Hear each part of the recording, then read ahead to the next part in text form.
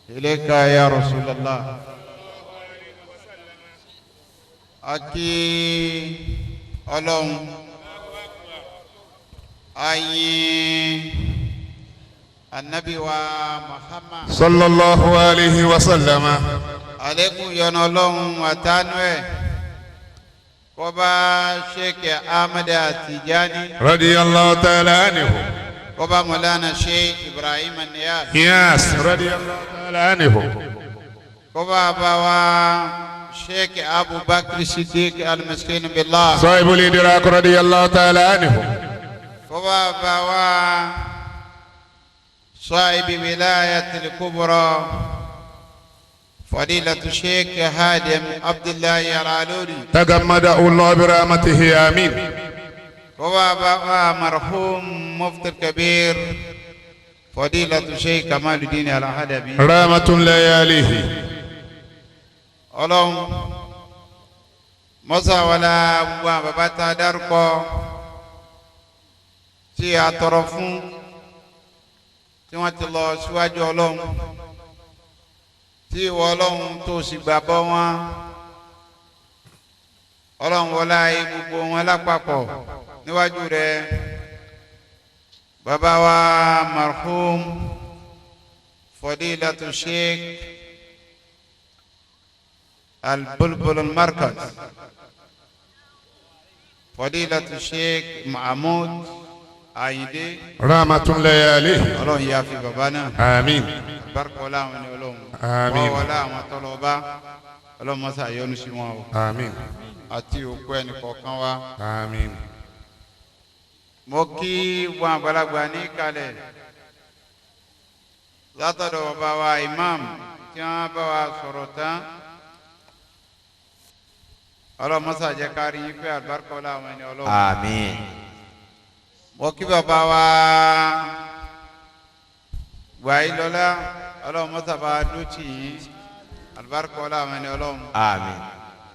mo kí àwọn ṣé wa albayan fadilatu sheikh alhaji ishaq liman. adamu hayatahu. mo kí àwọn àlùfáà wa sheikh gali. adamu hayatahu. ọlọ́run bá dútì gbogbo yín lápapọ̀. àmín. alibarika ọlá àwọn ẹni ọlọ́run alibarika ọlá àwọn afa ekarùgbọ́n afa tí wọ́n jòkó bẹ́ẹ̀. mo á kí àwọn àlùfáà wa Jalaluddin أدام الله حياته ó ní anasaruji wa asa waladu asibulu fil mahabari misila asadi. أنا ساروجي واسا ولدي أصبل في الماء باري مثل الأسد. ọmọ tí ẹkùn bá bí ẹkùn ní ọjọ́ kí ẹ fi ìmọ̀ sọ̀rọ̀ àti fàṣọ àtàkì kò sí ìmọ̀ ń bẹ lọ́nà méjì حياكم الله kò sí ìmọ̀ fún gbogbo tí máa ń jẹ ọmọ markaz tí n bá ń fi mímọ̀ sọ̀rọ̀ àbí n bá ń fi akín sọ̀rọ̀ gẹ́gẹ́ bàbá ṣe Ádámù ṣe sọ رحمة الله عليه kò sí èèmọ̀ ń bẹ̀ bí ẹ bá fi mọ̀ sọ̀rọ̀ àtàkì gẹ́gẹ́ bàbá wa marhum Sheikh Mahmood ti sọ رحمة الله عليه ó ní wa nunkiru insina الناس قولهم ولا ينكرون القول حين نقول. gbogbo ń tẹ̀sí náà lọ́múládé báwọn tó ṣẹ̀yìn lẹ̀ bárkọ̀ ọ̀la àwọn ẹni ọlọ́run. àmín. ó kí àwọn ìmáàmù wa Hayub Al-Gamawi àfisọ Allah. ọlọ́run tó ti kó ojú ọlọ́run mọ́jọ túká o albarka ọlá àwọn ẹni ọlọ́run alanabi wa Muhammad. صلى الله عليه وسلم bọ́bí tí kí gbogbo tí ń jẹ́ àwọn àfa àbíkíbi tó ń kálukú ti wá àwọn imam lẹ́gbẹ́lẹ́gbẹ́ ni àánú ọlọ́run ló kó ajọ́ lọ́mọ fìbí ní ẹ̀tọ́ aká. آمين mo á kí àwọn bàbá wa Alhaji Abdulrasaq Ọlátúnjí أدام الله حياته ọlọ́mọsá wọlé àwọn tẹ tara wọn jáde pé ẹni rẹ ni wọn tó wá fẹ́ iná gbẹ̀yìn àwọn ẹni rẹ ohun tó lọ́n ṣe fún yà májọ kankan ó bàjẹ́ ń bẹ̀ آمين alibarika ọlá àwọn ẹni ọlọ́run. آمين ó kí dókítà wa Sakir dama Allah yàtọ̀. ọlọ́mọsá wọlé àwọn afá wọlé àwọn ẹni ọlọ́run bí ọ̀dà adé ọlọ́mọdé ọ̀tà kú bẹ́ẹ̀. amiinu. àsìkò àdúrà ń bọ̀ afá wa àdìwó dama Allah yàtọ̀. ṣe ń jẹ́ àlífà ní Kútọ́nù ayakumullah. kí ọlọ́run wọlé àwọn afá amiin. wọlé àwọn bàbá tí ọ̀tọ̀rọ̀mọjáde sọ pé bàbá náà afá ni ó sì fẹ́ràn àwọn afá. Allah. kò sáfà kan tí ó wọlé yìí tí bàbá náà ò gbà lálejò tí ò sí dáadáa fún. Allah. gbogbo àwọn bàbá wa Sẹ́ríkì Màlàmí bàbá wa Jẹ́tìmí Ọ̀dà bàbá sí Ádámù bẹ́ẹ̀ bàbá náà tọ́jú àwọn ẹni ọlọ́run pípọ̀. Allah.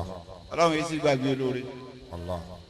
ọjọ́ lè pẹ́ ni ọlọ́run àwọn bàbá tí ì sẹ̀sán lọ́lọ́run gbogbo ẹ̀mí àtàláfíà ara ọlọ́run bá fún ọ. amiinu. ọlọ́run amiin. ìtọ́sọ́nà rẹ̀ ọlọ́run sàmọ̀nà rẹ̀ amiin. ó sì fọ ní ọ̀pọ̀lọpọ̀ àrísìkí amiin. àti tí ń jẹ́ ìsìtìjábà Àmín. àbọ̀ ọlọ́run fún ọ fọmọ fún yàwó fún gbogbo jàmá pátápátá. amiin. alibarika ọlọ́run ẹni ọlọ́run ọlá Sheikh Ahmad Tijani radiyallahu ta'ala anhu. Allahu ta'ala ẹni gbogbo tí ń jẹ́ jàmá obìnrin níbikíbi tí ó ń kálukú ti wá tí a pé ní tìtorí tọ́lọ́run àti ti anabi wa Muhammad sallallahu alayhi wa sallam. gbogbo tó ti dánú alámọ̀dé nìkọ̀kọ́ ọlọ́mọdé bàjẹ́. amiin. fájà wa Sofia ọlọ́run kó gbàdúrà rẹ̀ fún ìtó ti gbà. amiin. barikọ́lá àwọn ẹni ọlọ́run amiin. barikọ́lá àwọn afa amiin. eka gbogbo àwọn obìnrin bẹ́ẹ̀ alájà wa igi ọlọ́run gbàdúrà rẹ̀ amiin. barikọ́lá àwọn ẹni ọlọ́run. Àmín. ìyá hadith gbogbo yín bẹ́ẹ̀ ọlọ́run kó tọ́jú gbogbo yín o. amiin. fájà mutiya ọlọ́run tọ́jú gbogbo yín bẹ́ẹ̀. amiin. ó dé wúwo ní àmání eka rẹ̀. dama Allah yàtọ̀. ibi tó ń kálukú ti wá gbẹ̀yìn fi ọlọ́run lọ́kùnrin lóbìnrin wa salamu alaykum wa rahmatulahi wa barakatuh. wa aleykum salaam wa rahmatulahi wa barakatuhu. أنت يا صديق يا مستندي يا مستند إنني يوم لهنت مقصدي أسبع أيدي للهدى يا سيدي وتساعدني أن أدعو تدي وتدي ومن سكين ترى ما بال به أنك يا مسكين شيء طلبي أنت يا مسكين شيء طلبي يا أبا بكر يا أبا بكر عليك سكوتي لا تدعني للهدى عروتي إنه يوم يسيدون أولي سيوم عمل مرب فصلي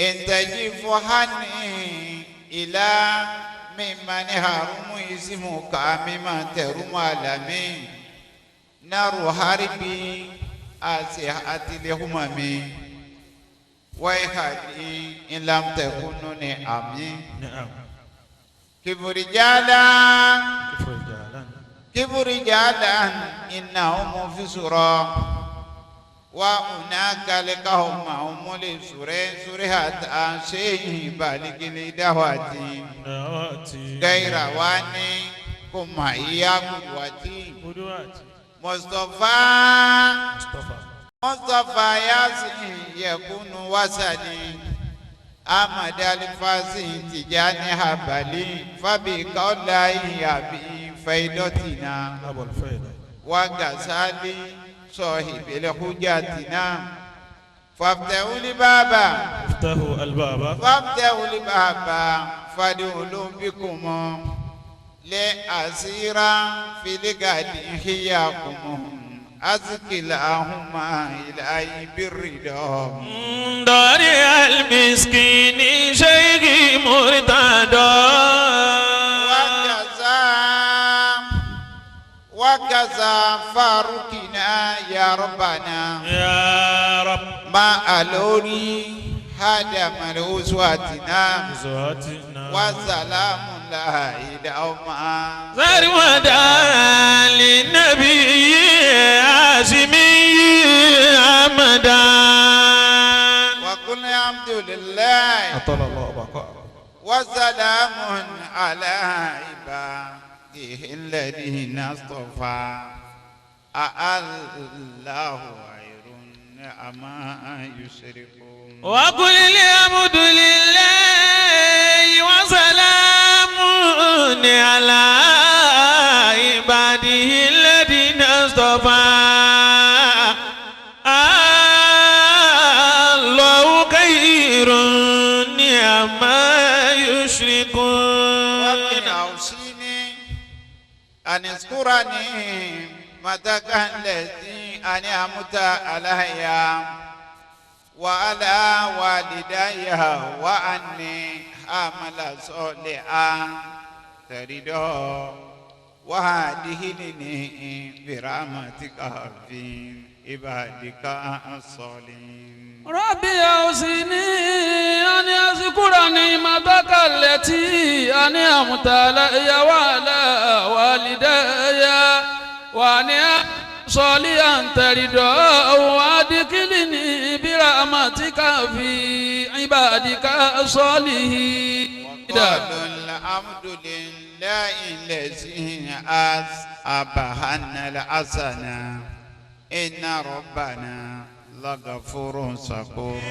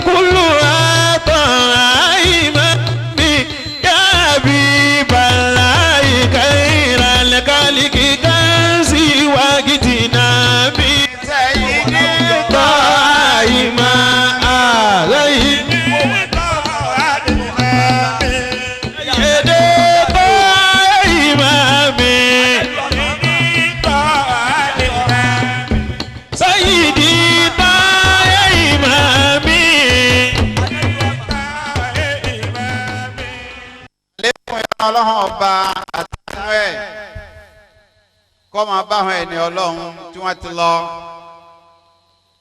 gbogbo àwọn tí wọ́n ṣiṣẹ́ Islam látọ̀dọ̀ Ànábì wa Muhammad sallallahu alayhi wa sallam.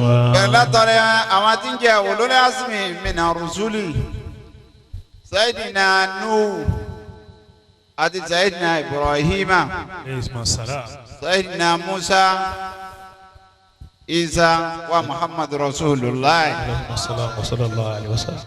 ó fi wá dórí àwọn sahaba àtàwọn hayima àwọn tábìí tí wọ́n sọ kalẹ̀ wá bẹ́ẹ̀ lórí àwọn afẹ́lẹ́sìn Junaid Zolki ń bẹ nù wọn ṣé Abdulkadir ń bẹ nù wọn ṣé Tijani ń bẹ nù wọn ẹ̀ka lọ́wọ́ àyà lọ́lọ́dọ̀ afẹ́ nìkọ̀ọ̀kan wa nítorí baba Sheikh Adam baba Kamaluddin Al-Adabi nítorí ọmọ tí ń jáwé lọ́rùn ọba tí wọ́n ti ṣe àwọn as-sabiquna al-awwaluna àwọn tí wọ́n ti lọ nínú àwọn ẹni Ọlọ́run àwọn tí wọ́n wá ṣe ìsìlámù bẹ́ẹ̀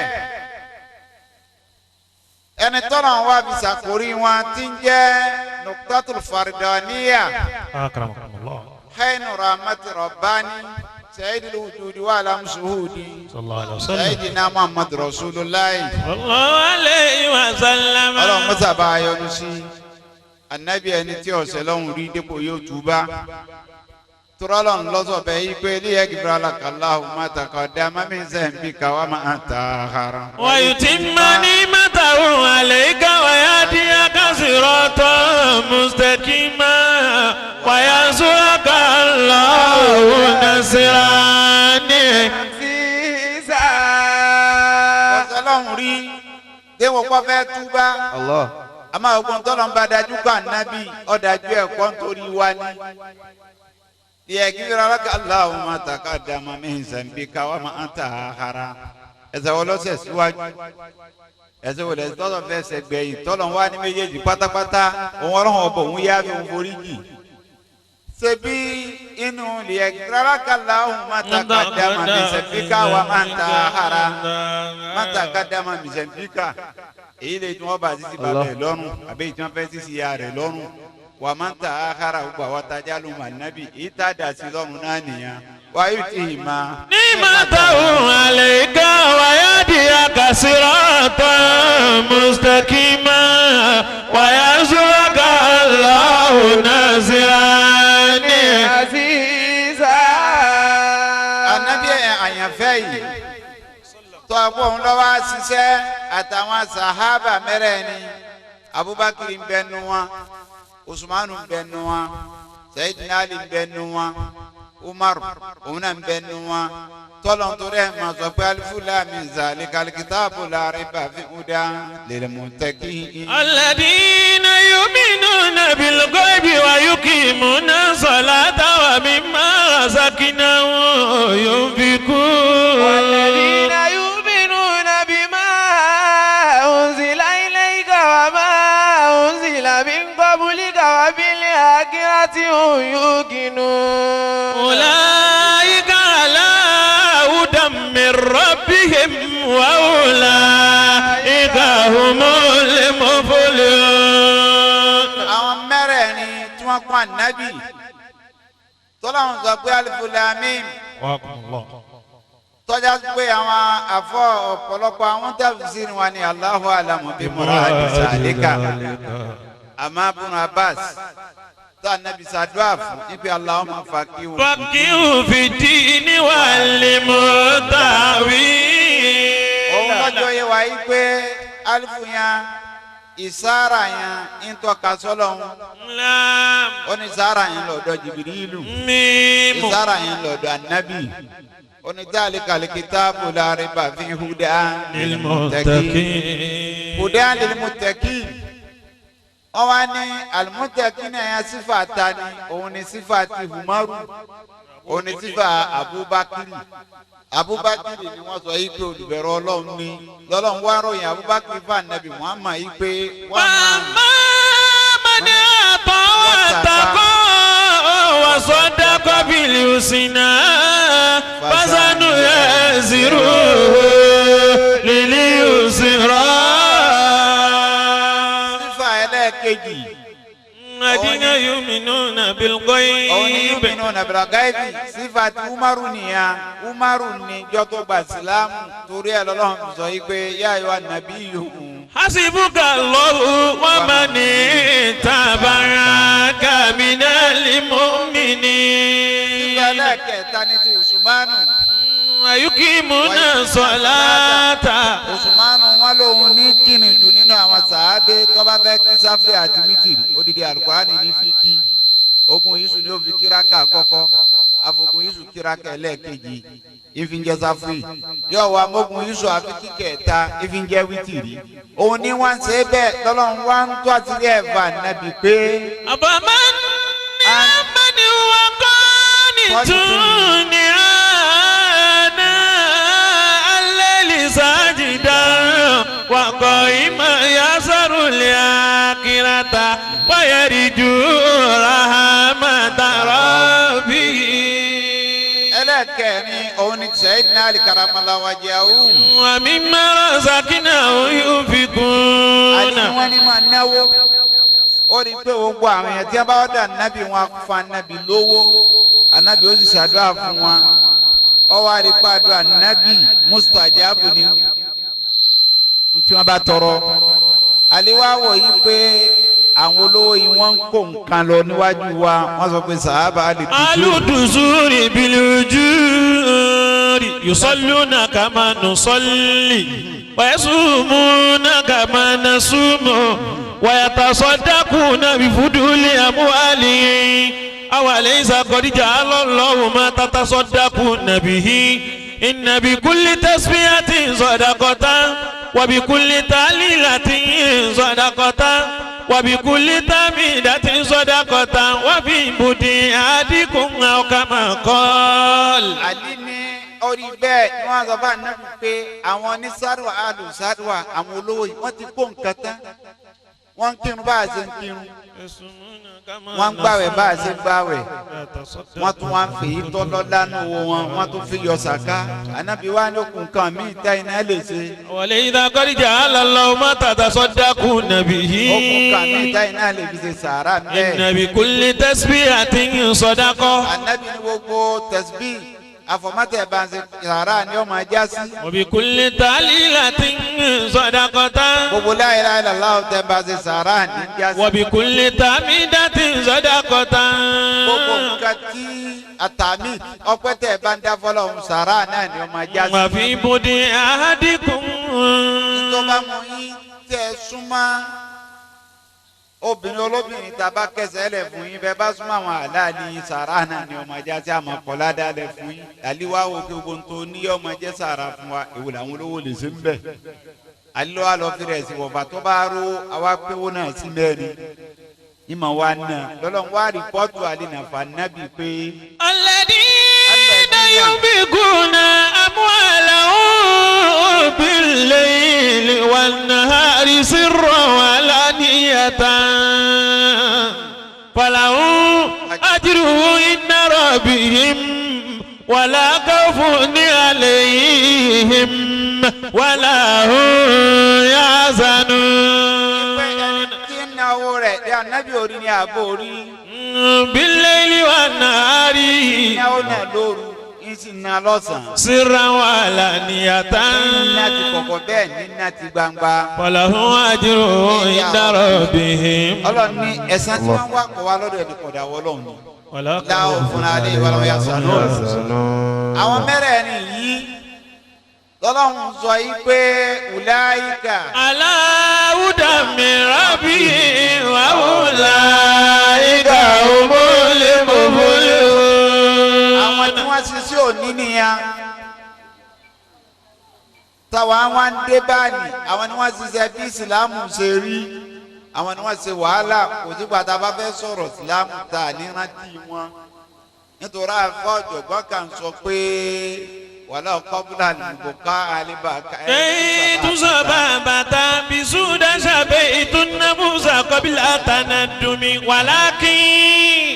ولكن بكت قبلي فهيج للبكاء بكاء فقلت الفضل للمتقدم بكاء فقلت الفضل للمتقدم. Anabi Muhammad sallallahu alayhi wa sallam. tí a bá péjọ báyìí tá a bá dà ń ṣe ìrántí ọjọ́ bíi ànábì lọ́dọ̀ àwọn míì tọ́gbọ́ yóò bá tó wọ́n lè máa wo yí pé bídíà ni àdádálẹ̀ ni tọ̀tọ̀ àwa torípa ànábì ò ṣe kó tó lọ àbí kí wọ́n máa fi wá lérè pé àwọn sàábé kò ṣe kí wọ́n tó lọ ìgbà wo ni mọ́lúdì bẹ̀rẹ̀ àmọ́ ìwádìí àgbọ́yé Al-Qur'an ọ̀nà Al-Qur'an jì àgbọ́yé Al-Qur'an yìí ti sojú kan wọ́n ní Al-Qur'an hujjatun ala lugatil arabiyya walaysat lugatul arabiyya hujjatun ala al-Qur'an. Al-Qur'an yẹn máa jẹ́ hujja lugatil arabiyya tí a bá wà tó ọ̀bùnà Al-Qur'an tó bá bá Al-Qur'an wá nítorí jọ ànábì lọ tó wá ní wọ́n bí àná Muhammad léèrè ń bẹnu àdìsí sọ yìí bẹ́ẹ̀ ń pè ní Joseph kankan nínú alukurahani anabi ní rárá okùn kankan ní wáyé anabi ní rárá bọ́rọ̀ bá wá ṣẹlẹ̀ tó o sì mọ kí ni ń tá mọ̀ wá fi dájọ́ àbí kí ni tá a fẹ́ mọ̀ wá fi jáde anabi nínú tóun mú kalẹ̀ yìí tí ń jẹ́ alukurahani náà ní kẹ́ wa ń tẹ́ bá fẹ́ sọ̀rọ̀ lọ díẹ̀ gbàgbọ́ yé ibà ṣe wá rí lẹ́sìn mọ̀ bí lẹ́sìn mọ̀rọ̀ gbọ́ yé sí nítorí lè mú wa rí ayé alukurahani tó fi ń sọ yìí pé inna arsalnaka shahidan wa mubashiran wa nasiran wa da'iyan ila Allahi bi'izni wa sirajan munira wa bashiril mu'minina bi anna lahum min Allahi fadlan kabira. bàbá lọ bẹ̀ ń náà dá àmọ́ mo fẹ́ lọ kọ́ nìyẹn bá mi lọ sọ̀rọ̀ tòsí ń bí ntọ́mọlọ́hún tó fi nǹkan mẹ́ta ti sọ́dọ̀ ànábì ọlọ́ni tó àṣírù. wàtú àṣírù wàtú àkìrù wàtú sẹ́bìrù bukurata wàṣílà. àtẹ̀bùjì ànábì lónìí lọ́lọ́ni ká fún. ká pàtàkì ànábì ntọ́ba tẹ̀ mọ́ arí àyà kan tó ní ẹ̀sà pàtàkì rẹ̀. narsalinaka shahidan wa mubashiran wa nasiran lituminu billahi wa rasulihi wa tu'azziru wa tu'akkiru wa tusabbihu bukuratan wa asila. mo ara àyà yìí pé èmi ni mo ránṣẹ́. arsalnaka shahidan. shahidan mo ní kó wá jẹ́ witness lórí gbogbo àwọn ànábì Ọlọ́run. wa mubashiran. mo ní wá fún yín ní ròdù lẹ́yìn tẹ̀ ń ṣeré. wa nasiran. mo ní kó wá kì yín ní lọ́ọ̀yẹ̀ yín tó kù díẹ̀ káàtó. lituminu billahi. nítorí kí ni mo fi rán kẹ́lẹ̀ nígbàgbọ́ sọ́lọ́run àtànábì. wa tu'azziruhu. kẹ́ẹ̀sì lè kó ànábì lé kẹ́lẹ̀ kó ànábì lọ́wọ́ lára Ọlọ́run. wa tu'akkiruhu. lè pàtàkì ànábì. wa tusabbihu bukuratan wa asila. tusabbihu bukuratan wa asila. dọ̀mínú yẹn lè padà sọ́dọ̀ Ọlọ́run. bọ́ọ̀sì wọ́ọ́dà padà sọ́dọ̀ ànábì. lẹ́kùn méjèèjì ló sílẹ̀ tusabbihu bukuratan wa asila. àdìgbàrẹ́ sọ́dọ̀ Ọlọ́run òsì sọ́dọ̀ ànábì. ìta fìlẹ̀ ráyà tó sọ́ọ̀nì ẹ pàtàkì ànábì. ẹ bá mi kàn lé ẹ mọ rírì bá ane Muhammad ṣe tó ane Muhammad sallallahu alaihi wa sallam ìjọ tí wọn lọ dé Madina tó bá àwọn Yahudi tí wọn gba àwẹ̀ Hasura àti Tasua tí wọn béèrè pé kí ni rísì tẹ́ ẹ fi ń gbàwẹ̀ wọn ní àwọn ń gbàwẹ̀ wọn ni nítorí ọjọ́ ni lọ́jọ́ tó lọ ń yege ọ̀pọ̀lọpọ̀ àwọn Bani Israel tọ́lọ̀ ńlá àwọn lọ́wọ́ ewu àwẹ̀ ń jáwé ọpẹ́ ànábì tó wá pẹ́ yìí bá ń gbà wá lálẹ́ tọ́ sáwẹ̀ náà ní gbígbàgbé yìí lọ. tọ́ba yẹn para àwọn kan tí wọ́n ń pa ànábì wọn lé kìí á sí ẹnu. kírísítẹ́nì mú ọjọ́ kan ní gbogbo ayé lónìí wọn ní December kìíní kan kọ́ lákọ́lẹ̀ nù tàn. àmọ́ wọ́n mú fúnra wọn pé ọjọ́ yìí iṣẹ́ ọjọ́ táwọn fẹ́ máa fi ṣe ìrántí anabi Isa ni aleyhi salatu wa salam tó apá àbá lọ́jọ́ ìhun tí wọ́n fi ṣàyẹ̀sí Isa kò lẹ́tọ̀ọ́ sẹ́ni kankan nínú humma tó yẹ kó fọjọ́ kan lẹ̀ láti ṣe ìrántí ọjọ́ bí anabi rẹ̀ yàtọ̀ fún anabi afa mùsùlùmí àwa la lẹ́tọ̀ọ́ sí jù ó dé ní. anna Muhammad sallallahu alaihi wa sallam wọn ni wọn bí anabi léèrè tó ń gbààwẹ̀ Alámísì àti Jímọ̀ anabi wọn ni kínìdí anabi náà ń gbààwẹ̀ ní Alámísì torí pé gbogbo sẹtẹrú bá ṣe jọ Alámísì ni wọn máa ń kó ṣe ẹrú lọ́dọ̀ Ọlọ́run òun fẹ́ kọjá pé tí wọn bá kó ṣe ẹrú lọ́dọ̀ Ọlọ́run kó wọn wà ní àwẹ̀ àwẹ̀ ẹjọ́ mọ́ndé tó ń gbà kọ́ ọlọ́jọ́ tí wọ́n bí wọn òun gbà láti fi máa dúpẹ́ fún Ọlọ́run sọmọ pọ́sẹ̀sẹ̀ la nabi celebrate ọjọ́ bí ẹ. sallallahu alayhi wa sallam. ọ̀sọ̀ọ̀sẹ̀ lòun celebrate yẹ ọ̀sọ̀ọ̀sẹ̀ ní celebrate ọjọ́ bí rẹ̀ mande ìjọ sì dé Madina ń bẹ náà àdìsí bẹ́ẹ̀ pa ànábì pa àpò méjì tó sì tóbi wọ́n fi rẹ̀ náà pé kí là ń ṣe lónìí oní ìsọjọ́ léyà ànábì ni mo rántí ọjọ́ bí mi ni. sallallahu alayhi wa sallam. ẹ bá jẹ fáwọn èèyàn kí wọ́n jẹ kí wọ́n dunnú kì í ṣe bẹ́ẹ̀ dé. ànábì agbọ́dọ̀ pọ́nlé a sì gbọ́dọ̀ pàtàkì ànábì a sì gbọ́dọ̀ mọrírì ànábì nítorí sẹ́ẹ̀ ribiribi àti sẹ́ẹ̀ mèremère tá ànábì ṣe fún wa àpá ànábì àwọn àjọ kọ̀ọ̀kan wọ̀ sànà àwọn àjọ wọn àmọ́ kò tó àná ànábì lérí wa. wọ́n ní Islam dínú tí wọ́n pè Islam òun ni dínú rámà rámà tí Islam wá ń jẹ́ ẹ̀sìn kẹ́ ni wọ́n pè òun lẹ̀sìn àánú rámà tí Islam jẹ́ yìí lọ́jọ́ jásí pé ọlọ́run ọba tọ́jọ́ pé ọlọ́run ọba lọ́ba rámà nítorí aráyà tó kúrú fún yín bọ́ ọlọ́run ọba lọ́ba oníkẹ́ ó ní wàrámà tí. wàsáàtì kulla shay. ipe ìkẹ́ mi ọlọ́run wàsáàtì kulla shay. ó ju gbogbo nǹkan lọ kò sí tó jù sínú kẹ́ mi tí ò ní gbé mi. ìkí ọlọ́run ọba tọ́lọ̀ ni kò sí dágbé síbẹ̀ tí ò ní gbé mi tí fi tọ́ pé mi ọlọ́ba tó ní rámà lọ́dọ̀ inú rámà yìí. wa rabbukal ghafuru zur rahmati. lọ́nà mi ìtúnu máa ń sọ́mọ́ àlà múmínú. law yu'akizu bima kasabu lajjala lahumul azaba bal lahum maw'idun la yajidu min dunihi maw'ila. rámà yẹn tí ọlọ́run ọba wa ní nítorí rámà yẹn ló fi wá sa ìsìlámù lẹ́sà ìsìlámù yìí lẹ́sìn rámà òun lẹ́sìn kẹ́ ọlọ́run wá sa lẹ́sà fún gbogbo tí ń jáwé ànábì ọlọ́run ọba pátá pé ẹ ní ṣe nǹkan mí ìsìlámù tó jẹ́ sí ìkẹ́ ìsìlámù tó jẹ́ sí àánú ìsìlámù gbogbo yóò ṣe ẹnì kó o sì gbọ́dọ̀ yana tó bá lọ sí suratu Ali Imran ọlọ́run dàwọ̀ wọn pọ̀ bẹ́ẹ̀ kí ni mímọ́ là mú mi nì ó ní kul amanna. قل آمنا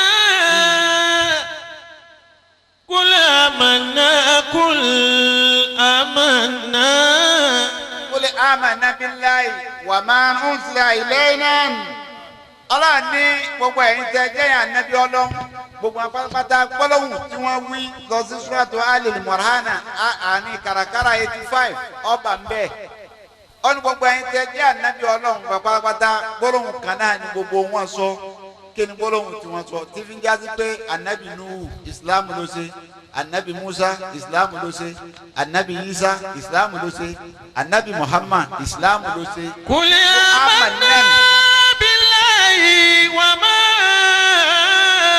أنزل علينا وما أنزل على إبراهيم وإسماعيل وإسحاق ويعقوب والأسباط وما أوتي موسى وعيسى والنبيون من ربهم والنبيون من ربهم لا نفرق بين أحد منهم ونحن له مسلمون ونحن له مسلمون. قل آمنا بالله gbogbo apátápátá agbọ́lọ́wọ́ ọba gbọ́. وما أنزل علينا ọba sọ̀kalẹ̀ fún wa nígbàgbọ́ sí. وما أنزل على إبراهيم sọ̀kalẹ̀ fún Ibrahim nígbàgbọ́ sí. وإسماعيل sọ̀kalẹ̀ fún Ismaila nígbàgbọ́ sí. وإسحاق sọ̀kalẹ̀ fún Síákà nígbàgbọ́ sí. ويعقوب sọ̀kalẹ̀ fún Yakuba nígbàgbọ́ sí. والأسباط sọ̀kalẹ̀ fún àwọn Yakubu méjèèjìlá anígbàgbọ́ sí. وما أوتي موسى وعيسى èyí tó fún Isa nítorí fún Musa ní àtọ́ra nítorí fún Isa ní Ìnjílì anígbàgbọ́ sí yìí náà. والنبيون من ربهم àti gbogbo tí ń jẹ́ anábì ọlọ́run ọba pátápátá gbọ́n la nígbàgbọ́ sí. لا نفرق بين أحد منهم kò sí yàtọ̀ láàrin ọ̀kan nínú àwọn anábì ọlọ́run ọba. ونحن له مسلمون. ní ìsìlámù lànà mùsùlùmí gbogbo apátápátá mùsùlùmí ni wá ìjà pé ìsìlámù gbogbo ànábì ọlọ́run ọba pátá ni wọ́n wá pírátìsì ìgbà tó já pé kò sí ní ẹ̀yọ̀ kan òun náà ló wá ní máa yẹ fúnjẹ kì í gẹ́ra. Gẹ́ra lè sílámì dínà bala yòókù bala mi ni o. Wàhùwà bílẹ̀ àkìrátì mi náà lè kà sírí. Àṣẹ́ni tó bá kú mi wá yàtọ̀ sí ìsìlámù ọlọ́run ní ìnígbà wọ́n wá ń bá a bọ̀ bẹ́ẹ̀ gbogbo ànábì ọlọ́run ìsìlámù wọ́n pírátìsì ẹ̀ dédé ànábì Muhammad. Ìgbà tó wá dọ́dọ̀ ànábì wa Muhammad ọ̀dọ̀ ànábì ló ti wá pé ìjà gbogbo wọn ṣe é bọ̀ àmọ́ kéèpé wọ́n ṣiṣẹ́ nǹkan tí ọlọ́run lọ́rùn àgbàtà ànábì dé. Èsì yìí pé ńgbà tó dé lọ́tẹ̀mí lọ́rùn ni pé al-yawm akmaltu lakum dinakum wa atmamtu alaykum ni'mati wa raditu lakum al-islama dinan. al-yawm lónìí akmaltu lakum dinakum. Ẹ̀sìn pé akmalitu lakum dinakum ọlọ́run lónìí ẹ̀sìn pé mo pé ẹ̀sìn fún yín ẹ ti ṣe débi tó tẹ́ mi lọ́rùn. wa atmamtu alaykum ni'mati. wáwọlẹ̀ àtúfù yẹn lọ́lọ́run wá fi wọ́ ọ ní al-yawm akmalitu lakum dinakum. wa atmamtu alaykum ni'mati. wa raditu lakumul islama dinan. tó bá ti yọ wá o méjèèjì yẹn kú o al-yawm lọ padà sí al-yawm akmalitu lakum dinakum. ọlọ́run ló dúró sí pé wa atmamtu alaykum ni'mati. ọ wà ní al-yawm atmamtu alaykum ni'mati. ìbẹ̀rẹ̀ mi ọlọ́run ọba ó pé lónìí. al-yawma raditu lakumul islama dinan. lónìí o ìta ń pè ní ìsìlámù gẹ́gẹ́ lónìí ó pé mo ti kọ̀nfàmù ẹ̀ mo gbà lọ́dọ̀ rẹ̀ ànábì ìta fi mọ̀ bẹ́ẹ̀ ìgbà tí àyà yìí dé ànábì lò 63 years láyé ìgbà tí àyà yìí dé ọdún orí ànábì jẹ́ 62 years àti ọdún àtòsù méjì oṣù mẹ́sàn-án péré la ànábì lò lẹ́yìn àyà yìí tó fi kó láyé oṣù mẹ́sàn-án la ànábì lò nígbà tí àyà yìí ti dé pé àlìyóòmù yìí oṣù mẹ́sàn-án péré la ànábì lò tó fi lọ́dọ̀ ọlọ́run fi hàn yí pé ẹ̀sìn ti parí ó fi hàn yí pé gbogbo ànábì ọlọ́run yìí Islam wá practice tó pé ẹ̀sìn yẹn ni ẹ̀sìn ráàmà látọ̀dọ̀ ọba tó nìkẹ́ tọ́ba wa jẹ́ ti pé kò wá sẹ́nìkan tó wá practice ẹ̀dá tó ànábì lọ́jọ́ yẹ kó dé ànábì ló ti pé tí Islam bá jẹ́ sin ráàmà tọ́lọ́ ọba sì jẹ́ sin ọba ráàmà ọba tó nìkẹ́ tó fi Islam ẹ̀sìn kẹ́ táwa la lè pè ní nàbíyù ráàmà nínú gbogbo àwọn ànábì ọlọ́run tala dùnmánì huwa nàbíyù tala fẹ́ pè ní ànábì oníkẹ́ ní gbogbo àwọn ànábì ọlọ́run a lè dààmú jàwáàbù rẹ̀ tá a fi sọ yìí pé Mustapha Muhammad Rasulullah àmọ́ jàwáàbù yẹn wà tọ́jú ẹ̀ sọwọ́ bàbá sọ̀kalẹ̀ fúnra ẹni kọ́ wá wò yí pé ìbéèrè tá a béèrè ní gbogbo ànábì ọlọ́run wá 24,000 fẹ́tàlà ànábì kẹ́ Tinubu ni àbí Ibrahima ni àbí Musa ni àbí Isa ni èwo ni nínú wọn àbá ànábì ni fúnra ẹ lọ́fẹ̀sì nàbí Rahman tó bá pa ànábì Nuhu bá ní nítorí òun ni wọ́n ní Adam ọ̀dọ̀ anabi Nuhu òun ni wọ́n pè ní Adam anabi ní kéésì òjíṣẹ́ Ọlọ́run wọ́n gbé ọ̀rọ̀ látọ̀dọ̀ Nuhu tó bá pé Nuhu bá ní jẹ́ anabi oníkẹ́ tí ó sì bọ́ sílẹ̀ nínú àwọn anabi Ọlọ́run tó kù tó lóun náà sọ pé òun mírí tú ọ̀rọ̀ anabi yìí òun mírí tú ayé alukóran bẹ umirtu an takuna minal muslimin. أمرت أن أكون من المسلمين. anora na dunu to bẹ an akuna minal muslimin. ọ ayi pe islam yìí lòun na practice. amanu alayhi salatu wa salam. máa wo mẹ́tọ̀dù ọlọ́run tọ́sí fi mọ̀ yí pé ìkẹ́ báwọn anẹ́bí ọlọ́run yókù bá láwọn ajó ní kẹ́ wọn ò nírú kẹta anẹ́bí lọ́wọ́. kí ni Nuhu fẹ́ practice pẹ̀lú ọlọ́run anẹ́bí Nuhu fẹ́ practice yí pé sẹ́mílásì kò tòun Nuhu yìí àti gbogbo yẹn jẹ́ mùsùlùmí kò ní sí gèbè. gbogbo yẹn jẹ́ mùsùlùmí ni o kò gbọ́dọ̀ sí gèbè. ó wá bẹ̀rẹ̀ sẹ́ ó wá jíṣẹ́ náà fún 950 years. ẹgbẹ̀rún ọdún bí àádọ́ta ọdún ló fi jíṣẹ́ tí fi ń lọ́gùn. dáwà tó ti fẹ́ wá ni pé wọ́n fẹ́ yí tẹ̀gìrì ọlọ́run wọ́n fẹ́ ìṣesí ọlọ́run gẹ́gẹ́ fúnra ẹ̀ padà. yí pé lórí ilẹ̀ kò ní kú kèfèrí mọ́ àfi mùsùlùmí nìkan. ọlọ́run ní kò lè ṣeé ṣe nú. ولو شاء الله لجعل الناس أمة واحدة ولا